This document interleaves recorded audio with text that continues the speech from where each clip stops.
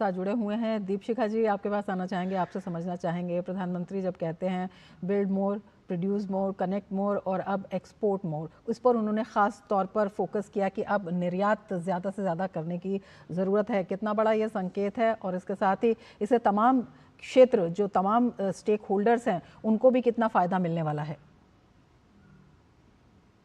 धन्यवाद रमा।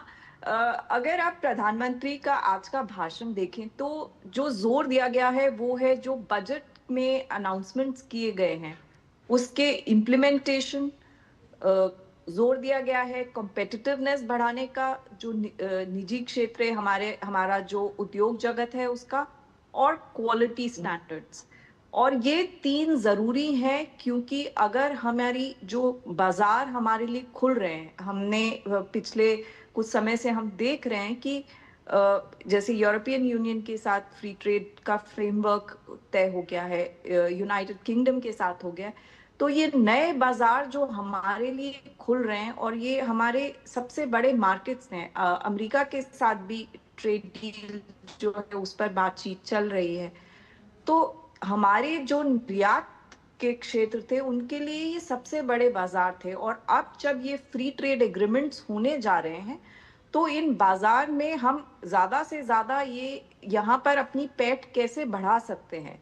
तो इसके लिए आपको कॉम्पिटिटिव बनना होगा निर्यात क्षेत्र को, और क्वालिटी पे खास तौर से जोर दिया गया है। तो मैन्युफैक्चरिंग क्षेत्र खास तौर से उसका कॉम्पिटिटिवनेस बढ़ाना बहुत जरूरी है। सरकार की तरफ से बहुत सारे कदम उठाए गए हैं। पिछले सालों में पीएलआई लाया गया, कॉर्पोरेट क्षेत्र को कर में छूट राहत दी गई। तो उसके अलावा ईज ऑफ डूइंग बिजनेस के तहत बहुत सारे कदम उठाए गए, डीरेगुलेशन किया जा रहा है, राज्यों तक से बातचीत की जा रही है कि आप कितना आसान बना सकते हैं व्यवसाय को करना।